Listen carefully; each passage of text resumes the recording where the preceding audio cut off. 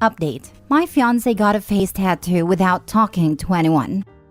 Original post. I am honestly stunned right now. My fiancé Kim, I've just learned, is completely insane. She took some days off work this week sick and avoided seeing most people in person. She claimed she was feeling sick and just wanted to stay home alone. She has never given me any indication that she would lie about this in the 6 years we've been together. No one in her family had any worries because she was a stable individual who would never do anything crazy. Well, she got a face tattoo. She took 3 sick days from work to recover from the fact that she got a face tattoo. She told no one of this plan beforehand. I have never in our time together been talked to about tattoos by Kim, and she showed no indication that she was even interested in getting any. I was not even the first to learn. Her sister visited her because she got worried after Kim canceled meeting with her for lunch on her 3rd day sick and got a grand reveal. She didn't tell anyone beforehand because she didn't want to be talked out of it, and hid the results because the swelling and redness were so bad that we would react badly and not be able to understand the artistic meaning. Kim is Asian American, and she got Japanese symbols going down her forehead and under her eye. I don't know the meaning of them. I don't really know if I care to know the meaning of them. Kim's parents are Japanese immigrants, and according to her sister, who was nice enough to inform me of this whole debacle, this is a big no-no in Japanese culture. Tattoos have links to crime and are looked down upon. Her parents are beside themselves, and that is a whole other set of drama I can't even begin to approach. Kim talked to me last night about it and acted offended and started a fight because I told her it was absolutely insane of her to do this. She works a public-facing job. She talks face-to-face with clients in the financial industry. The minute her boss finds out, the career that she went to school for will be over. She actually didn't consider her job or family or me at all and decided a long time ago she was going to express herself freely without any concerns. I'm worried about her right now. This is not normal. She blocked my number after our fight and is ghosting me and her sister because we're trying to help. But dear Lord, this is far beyond me. I cannot comprehend what I'm even supposed to do right now. Kim's lost her mind. Is there any chance I will be happy married to this? A woman who went and got a face tattoo and hid the fact because she knew we would all talk her out of it? Dear Lord, I really need to run, don't I? Now for the top comments before reading the update. I'm sitting next to my friend who took over her father's tattoo shop, and one of the big 3 rules that she took from her dad and has the tattoo artists under her employment follow is no face tattoos as a person's first tattoo. I have a friend who is a tattoo artist. They refer to neck tattoos as life ruiners and would never put a piece on someone's face as first ink. Usually a good artist will try to encourage first tattoos to be in easily covered or less obvious places. I can't even imagine where she found someone to do it. I don't get this either. I have full sleeves and a ton of other tattoos, and my artist was hesitant still about tattooing my fingers. Not for no reason, but damn, to get one on your face right away? How did she spring that? Dang. I got a finger tattoo pretty early on, so it's surprising to me that this is a thing lots of artists won't do. Although mine is a small wedding ring tattoo and is hidden under my actual ring when I wear it. So maybe that played a role? In my experience, wedding band tattoos are one of the few exceptions artists will make for hand tattoos, if you don't already have a lot. I know quite a few people who were flat out told no when inquiring about tattoos on the hand and neck, unless they already had many. But no one seems to question the wedding band, probably because it is so small and symbolic of a lifelong commitment. Plus, they don't seem to have the same taboo as other hand tattoos. If she's acting this completely out of character, there might actually be something wrong. I have no idea how to approach it, but I'd say she needs to see a doctor and be evaluated. I'm so sorry. It's a very helpless feeling. I thought the same thing. OP, I would check for brain tumors, early onset schizophrenia, and bipolar disorder. If this is out of nowhere behavior, something medically serious could be going on. Edit/update. I read through the replies, but I can't really respond to all of you, so I'll just update here. The engagement is pretty much off. Kim has told me she never wants to see me again. And I woke up this morning with her ring and a box of stuff I gave her on my porch. I don't know what's going on with her. Her sister and family have been trying their best, but nothing on their end is working. I brought up to her sister the idea this is a mental breakdown, and they are looking into getting her help. It's painfully slow, considering Kim is not responding to anything and is refusing to talk to anyone. I really don't know what to say here, I guess. To answer some questions, Kim is 29 and I'm 28. In the 7 years I've known her, she has never acted like this at all. She had a good relationship with her parents, and while they were a bit overbearing at times, they supported her in going to college and getting a career, rather than starting a family. From what I've gathered, they probably would have been fine with any tattoo she got as long as it was not on her face, neck, or hands. Even then, this kind of behavior is as far from Kim as I could have imagined. She just lost her mind out of nowhere? It's not like I can do anything about it either. She's blocked my number and does not want to see me. I'm just at a loss for words. One day I'm engaged and the next I'm not, and my ex has a face tattoo. Now for the full update 9 months later. About 9 months ago, my ex-fiancée Kim got a face tattoo without telling anyone. This was just the start of her doing everything she could to ruin her life. She broke up with me and called off our 7-year relationship when I questioned why she did this. She worked in a client-facing job for an incredibly large financial institution and was let go within a month of showing back up for work after getting the tattoo. I kept in contact with Kim's sister hoping for some news. They tried to get her help as they thought she was having some kind of psychotic break. However, she eventually called the police on her own family, claiming that they were harassing her. After that, I decided to just walk away. Kim didn't just destroy her own life. When she broke up with me, I felt numb. I knew this wasn't Kim doing this. I wanted to believe deep down that Kim was always like this. Always this impulsive crazy who would ruin her life by getting a face tattoo. I tried to convince myself that I had not lost a wonderful woman who I had spent 7 years of my life with. However, the person who made these choices was not Kim. The woman who told me over the phone she hated my guts for not supporting her. The woman who wrote she hated me and only ever stayed with me out of pity. That was not the woman I asked to marry. That was not Kim. That was someone who I came to find out was having a mental breakdown that resulted in months of bad decisions that will affect the rest of her life. The day I walked away and told her sister I could not deal with it anymore was the worst day of my life. It hit me like a train. The numbness and denial of what I lost hit me all at once. I almost quit my own job and moved back home to my parents.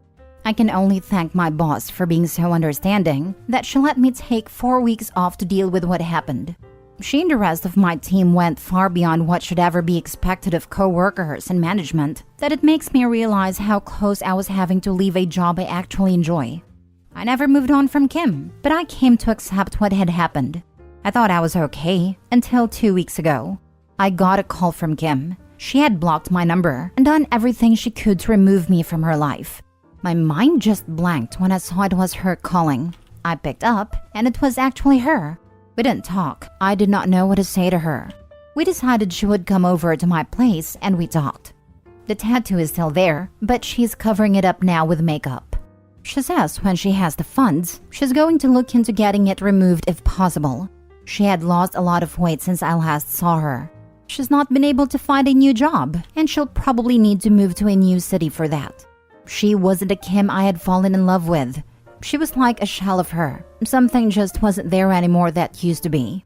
Kim told me what had happened. The year leading up to the tattoo was awful for her.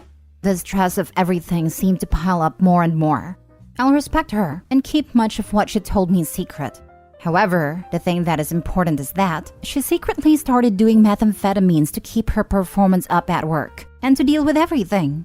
And one day, she just out of nowhere decided she hated everything about her life. She explained why at a time she wanted a tattoo. It doesn't really make much sense, but a lot of what she was thinking at a time didn't. And from there, she just lost control of everything. I won't talk about what happened after she disappeared, but it is not pretty. There are things she did that will follow her for the rest of her life. It explained a lot, but it did not make things any better. We talked for nearly the entire night.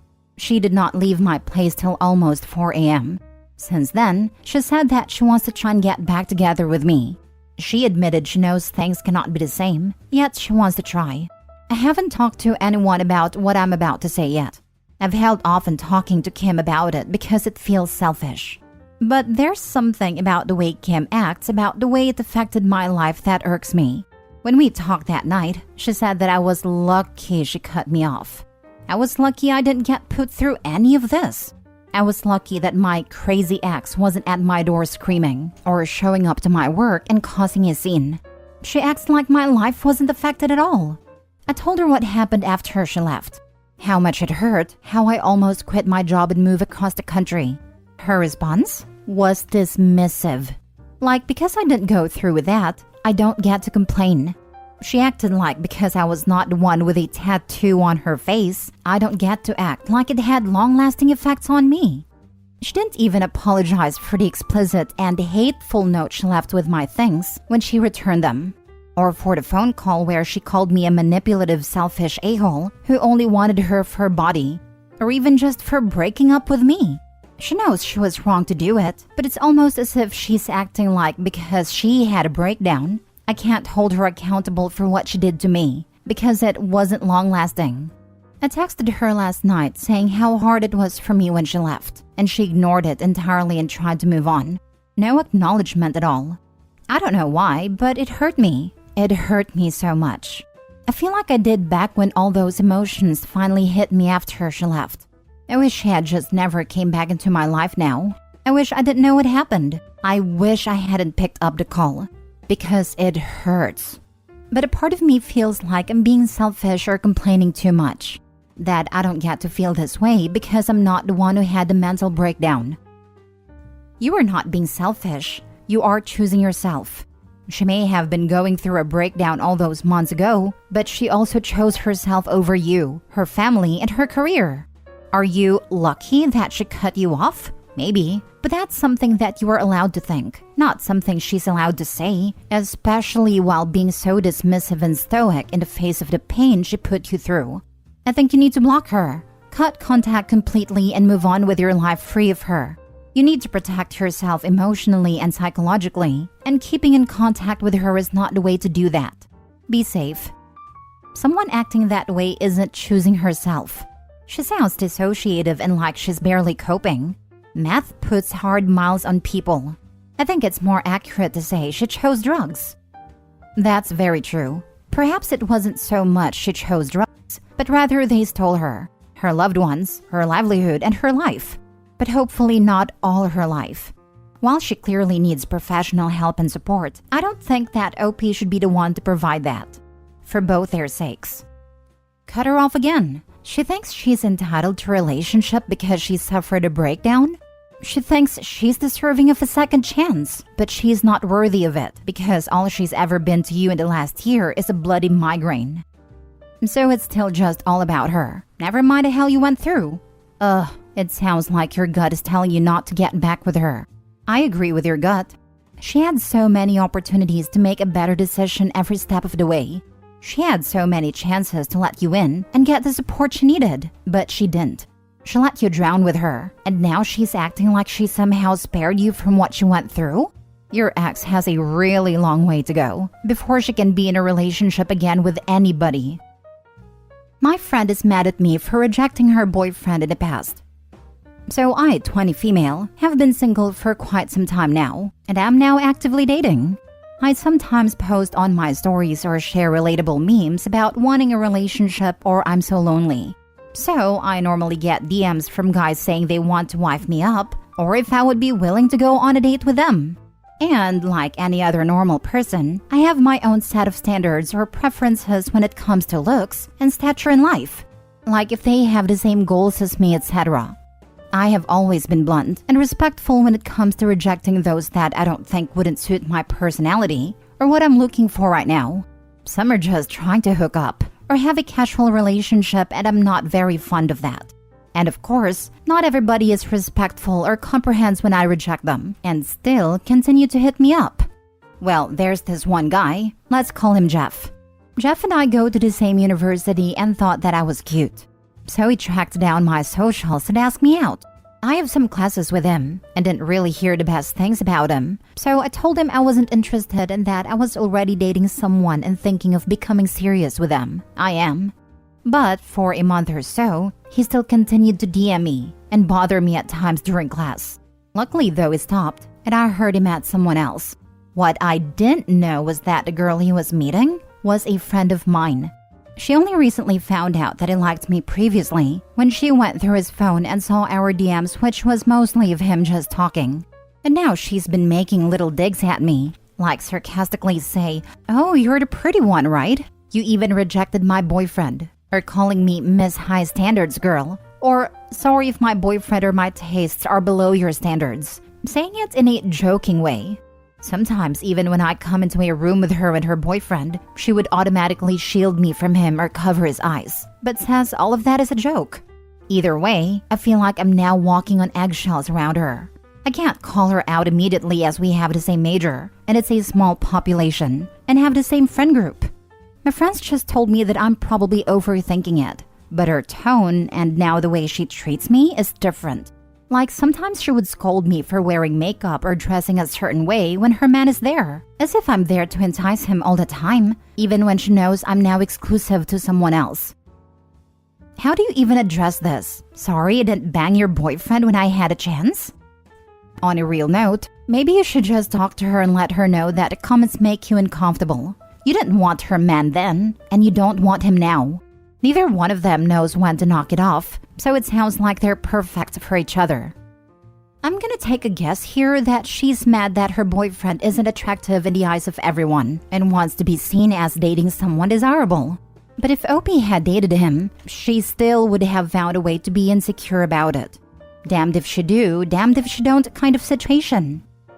My guess would be that she's mad Opie's standards are higher than hers. Like Opie wouldn't settle for the type of crappy guys her friend would date.